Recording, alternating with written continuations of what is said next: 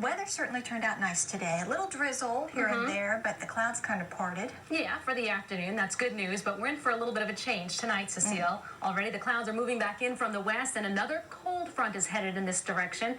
We could actually see some thunderstorms from this one through the overnight hours after midnight, but yeah, we did end up with a pretty nice afternoon, considering the fact that a front went through late last night. That one brought us about 1/4 of an inch of rain, and there is the possibility we could pick up yet another 1/4 of an inch, if not even more than that.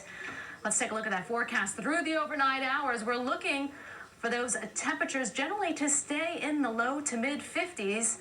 Beautiful view of uptown Charlotte. Rain developing again. Thunder is a good possibility. 54 degrees for a low. Winds out of the southwest 10 to 15 miles an hour. And at times it'll be even stronger than that. Let's take a look at your game day forecast. First things first, Sunday at 1 o'clock, partly cloudy and windy. The wind could play a major factor in this game tomorrow. Could even see a sprinkle. I don't think you have to bring your rain gear, but do be prepared for a brief shower. Kickoff temperature around 60 degrees, but with that wind blowing, it's going to feel just a little bit cooler than that.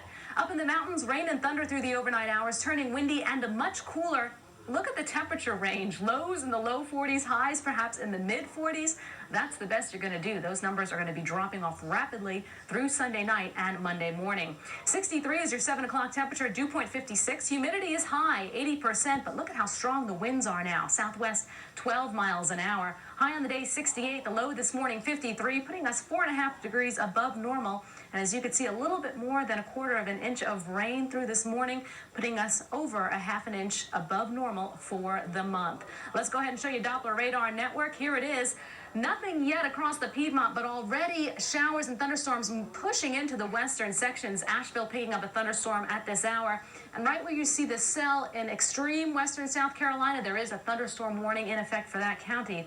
All of the weather is headed in this direction, but the heaviest of the weather down well to the south. Columbus getting pounded right now, and we've got tornado watches in effect until midnight for some of these areas, but you can see how well to the south they are of Charlotte. Do believe they're going to stay there, but don't be surprised if we see a stronger thunderstorm move into our viewing area, especially after midnight.